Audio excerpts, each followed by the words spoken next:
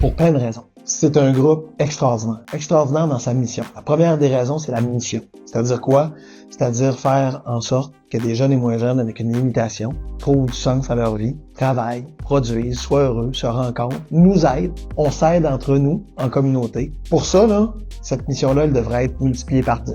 Il y a des milliers et milliers de jeunes et moins jeunes qui ont des limitations, qui mériteraient d'avoir la chance d'avoir un groupe TAC dans leur vie. Et en plus, c'est pas juste bon pour des jeunes et moins jeunes qui vont là, qui se trouvent une capacité de nous aider, de s'aider en communauté, c'est plus que ça. C'est des familles aussi qui retrouvent de la fierté, de voir leurs jeunes, de voir leur enfant aller dans un endroit où il est heureux, où il s'épanouit, où il contribue à la communauté.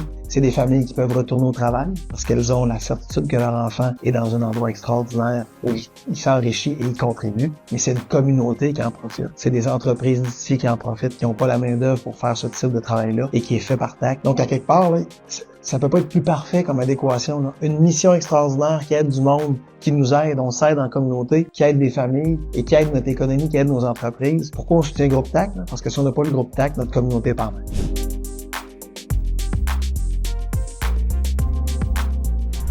D'abord, financièrement, si le groupe TAC est tout seul, si c'est une entreprise privée, il peut pas faire la même chose.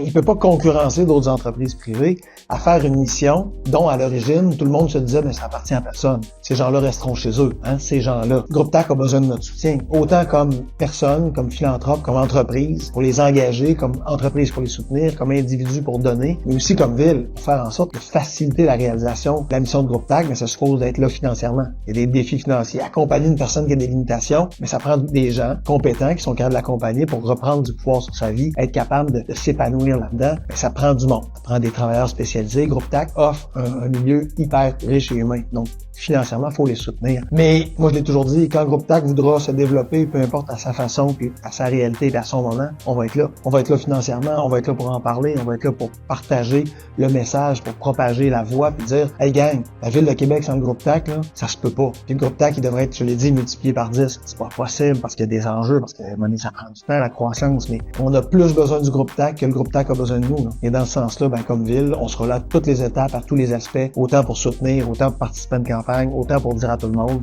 allez donc voir ce qu'ils font, ce monde-là, là. Vous allez voir, vous allez capoter.